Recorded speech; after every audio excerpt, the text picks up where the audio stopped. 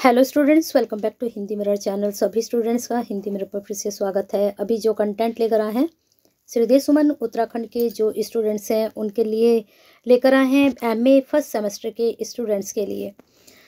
तो काफ़ी क्वेरीज आ रही थी स्टूडेंट्स की कि मैडम प्रीवियस क्वेश्चन पेपर जो है प्रोवाइड करा दीजिए। तो हमने पहले आपका फर्स्ट पेपर अपलोड किया था बहुत ही शॉर्ट टाइम पीरियड में, लेकिन अब हम आपका सेकंड पेपर लेकर आए हैं जो कि आपका 9 तारीख में होने वाला है। मॉर्निंग में हमने पॉलिटिकल साइंस का किया था। अगर कुछ स्टूडेंट्स देख रहे हैं अभी वीडियो पॉलिटिकल साइंस के, तो वो उसको ज़्यादा से ज़्यादा देख लें और शेयर कर लें, जिससे सभी स्टूडेंट्स तक वो वीडियो पहुंच जाए। चलिए अभी फ़िलहाल MA first semester examination 2022-23 economics paper second, और ये पेपर हम करा रहे हैं श्रीदेव सुमन के जो प्रीवियस क्वेश्चन पेपर हैं। पेपर का नाम है इंटरनेशनल इकोनॉमिक्स। काफ़ी स्टूडेंट्स की क्वेरीज आती हैं कि मैडम ये वाला जो पेपर है इस यूनिवर्सिटी में भी चल जाएगा क्या, या फिर इस वाले ईयर वाले के लिए भी, या फिर सेमेस्टर वालों के लिए। तो जैसे पेपर का नाम सेम होता है तो कई बार ऐसा होता है कि सिलेबस भी सेम होता है अलग अलग यूनिवर्सिटी का। तो वो स्टूडेंट्स भी अगर सिलेबस से आपके क्वेश्चंस मैच करते हैं तो प्रीवियस क्वेश्चन पेपर से कहीं ना कहीं सभी स्टूडेंट्स को हेल्प मिल जाती है। पेपर 18 नंबर का पैटर्न आपको पता ही है। और मॉर्निंग में थोड़ा सा मिस्टेक हो गई थी कि जो पॉलिटिकल का पेपर था उसमें हम बी सेक्शन ही अपलोड कर पाए थे, ए सेक्शन नहीं अपलोड कर पाए थे। तो उसमें थोड़ा ए सेक्शन मिला भी नहीं, और अगर मिलता है जैसे ही प्रोवाइड होता है तो हम आपके लिए उसकी शॉर्ट डाल देंगे।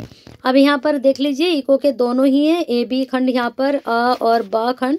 देख लीजिए किस तरह के आपके प्रश्न यहाँ पर बन रहे हैं। तो यहाँ पर आप देख रहे हैं ए खंड यानी कि सेक्शन ए, और इसमें आपका जो क्वेश्चंस हैं कितने करने हैं आपको, यहाँ पर 4 क्वेश्चन करने हैं, अटेम्प्ट यानी 4 क्वेश्चन। इस क्वेश्चन आपका 5 मार्क्स का, यानी कि प्रत्येक प्रश्न के लिए आपको 5 अंक मिलने वाले हैं। तो पहला प्रश्न यहाँ पर पूछा गया था, अंतर्राष्ट्रीय अंतर क्षेत्रीय व्यापार में अंतर कीजिए। इसके इसके बाद जो सेकंड क्वेश्चन पूछा गया, अंतर्राष्ट्रीय व्यापार में निरपेक्ष व सापेक्ष लागत के अंतर को स्पष्ट कीजिए। तो मैं साथ साथ ये भी आपको बताती चलूँ कि आपका कौन सा रिपीटेड क्वेश्चन है। तो आपका ये वाला निरपेक्ष और सापेक्ष दोनों टॉपिक जरूर पूछे जाएंगे, किसी भी तरीके से आपसे पूछा जाए निरपेक्ष व सापेक्ष, ये आपका 99% रिपीटेड टॉपिक है। नेक्स्ट क्वेश्चन है, व्यापार की शर्तों से आप क्या समझते हैं। फिर इसमें नेक्स्ट पूछा गया था, विनिमय नियंत्रण के प्रमुख उद्देश्यों की व्याख्या कीजिए। फिर है विदेशी व्यापार गुणक की व्याख्या कीजिए। फिर आया था अंतर्राष्ट्रीय व्यापार में संरक्षण की विभिन्न विधियों की व्याख्या कीजिए। तो इस प्रकार से ये आप क्वेश्चन देख सकते हैं, यहाँ पर कौन सा इम्पोर्टेंट आपके लिए निकल कर जा सकता है। तो इसमें एक तो आप विनिमय नियंत्रण के यहाँ पर उद्देश्य पूछे गए थे, हो सकता है इस बार विनिमय नियंत्रण से आपसे कुछ और पूछ लिया जाए, तो विनिमय नियंत्रण जरूर पढ़ कर जाइएगा। यहाँ से भी 99 चांसेस हैं आपका टॉपिक से प्रश्न जरूर बनेगा। फिर आते हैं अंतर्राष्ट्रीय व्यापार। अंतर्राष्ट्रीय व्यापार से संबंधित पूछी गई थी विधियां यहाँ पर, लेकिन हो सकता है अंतर्राष्ट्रीय व्यापार से इस बार आपसे दूसरा कुछ क्वेश्चंस पूछ लिया जाए, लेकिन पूछेंगे यहीं से। नेक्स्ट आपका है, अंतर्राष्ट्रीय तरलता के विभिन्न स्रोतों की व्याख्या कीजिए। अंतर्राष्ट्रीय व्यापार से संबंधित बौद्धिक संपदा अधिकार के बारे में आप क्या समझते हैं। अब देखिए अंतर्राष्ट्रीय व्यापार से लास्ट ईयर 2 क्वेश्चन यहाँ पर बन चुके हैं, तो इस बार भी 100% आप मान के चलिए कि यहाँ से क्वेश्चंस बनेगा ही बनेगा आपका। तो इस प्रकार से ये 8 क्वेश्चन पहुँच चुके हैं ए सेक्शन के। अब आ चुके हैं आपके बी सेक्शन में। बी सेक्शन में आपके लॉन्ग आंसर टाइप क्वेश्चन पूछे जाते हैं, जिनको हम दीर्घ उत्तरीय प्रश्न बोलते हैं। चलते हैं देख लेते हैं यहाँ सेक्शन बी में किस प्रकार के क्वेश्चंस यहाँ पर पूछे गए। एनी 4 क्वेश्चंस करने हैं। इस क्वेश्चन 15 मार्क्स का, यानी कि यहाँ भी आपको 4 ही क्वेश्चन करने हैं। 15 नंबर का एक जाएगा, और यहाँ पर 4 क्वेश्चन यानी कि पूरे 60 नंबर के आपके क्वेश्चंस जाएंगे। थोड़ा सा पैटर्न भी आपको बता देते हैं। जैसे ऊपर आपका जो क्वेश्चन था वो 5 नंबर का, यहाँ सीधा 15 नंबर का है। काफ़ी स्टूडेंट्स को, वैसे तो आप मास्टर के स्टूडेंट्स हैं, आपको पता होगा कि किस प्रकार से आपको अटैम्प्ट करने हैं आंसर अपने, लेकिन फिर भी कई बार ऐसा होता है कि स्टूडेंट्स के क्वेश्चंस छूट जाते हैं, उसका क्या रीज़न होता है कि हम टाइम मैनेजमेंट नहीं लेकर चलते हैं। तो सभी स्टूडेंट्स को एक टाइम मैनेजमेंट लेकर चलना चाहिए। जब आपको अपना पैटर्न पता है कि किस प्रकार के हमारे क्वेश्चंस आने हैं और कितने नंबर के आने हैं। खैर ये तो बहुत कम आइडिया लगा पाते हैं स्टूडेंट्स के किस प्रकार के आने हैं। टॉपिक भी जो है पता रहता है कि इन टॉपिक से क्वेश्चंस बन सकते हैं।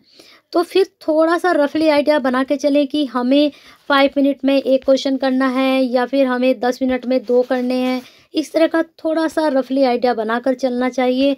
अब जैसे आपका पेपर का जो टाइमिंग है, यहाँ पर टाइमिंग आपका 2.5 घंटे का, मुझे लगता है जो आपका 20 सेक्शन है उसमें बहुत लेंथी क्वेश्चन पूछे गए हैं। और दूसरी बात, बहुत ज़्यादा नंबर का है, 15 नंबर काफ़ी होते हैं। 60 नंबर के आप 4 क्वेश्चन पूछ रहे हैं।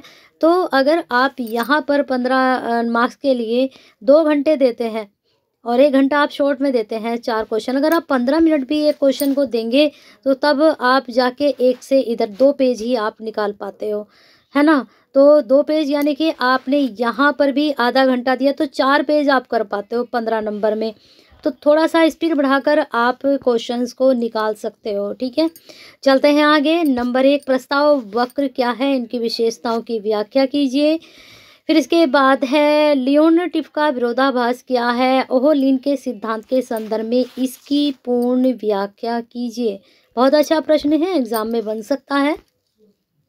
नेक्स्ट यहाँ पर पूछा गया था क्रय शक्ति क्षमता सिद्धांत की व्याख्या कीजिए तथा बताइए कि इसकी आधुनिक संदर्भ में क्या वैधता है। तो ये प्रश्न भी क्रय शक्ति क्षमता जरूर पढ़ के जाइएगा, यहाँ से प्रश्न आपका बन सकता है।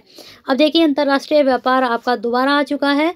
प्रमुख कार्यों की विवेचना और अंतर्राष्ट्रीय व्यापार से देश की हानियां भी उठानी पड़ती हैं, क्या ऐसा आप समझते हैं? इसके बारे में आप अपने विचार प्रस्तुत कर सकते हैं। अच्छा प्रश्न है। और अंतर्राष्ट्रीय व्यापार जो आपका चैप्टर है, कुछ भी है तो उसको बहुत अच्छे से पढ़कर जाइए, 100% क्वेश्चन बनेगा यहाँ से। किसी देश के प्रतिकूल भुगतान संतुलन को ठीक करने की विभिन्न विधियों की व्याख्या कीजिए। नेक्स्ट पूछा गया था अल्प विकसित देशों में अंतर्राष्ट्रीय व्यापार में संरक्षण के पक्ष में दिए जाने वाले तर्कों की व्याख्या कीजिए। अब देखिए, यहाँ पर पक्ष में पूछ लिया गया और ऊपर आपसे पूछा गया कि इसकी क्या हानियां हमें उठानी पड़ सकती हैं। अब नेक्स्ट क्वेश्चन, विश्व बैंक के कार्यों और सेवाओं का आलोचनात्मक विवरण कीजिए। विश्व बैंक भी अच्छे से पढ़कर जाइएगा, प्रश्न बनेगा। लास्ट क्वेश्चन यहाँ पर पूछा गया था भारत सरकार की नवीन आयात निर्यात नीति की विवेचना कीजिए। इस तरह के जो क्वेश्चन यहाँ पर ये लास्ट क्वेश्चन बना है, ये रैंडमली क्वेश्चन होते हैं, ठीक है। तो रैंडमली में क्या होता है कि कहीं से भी किसी भी तरह का टॉपिक आपसे वो पूछ लेते हैं।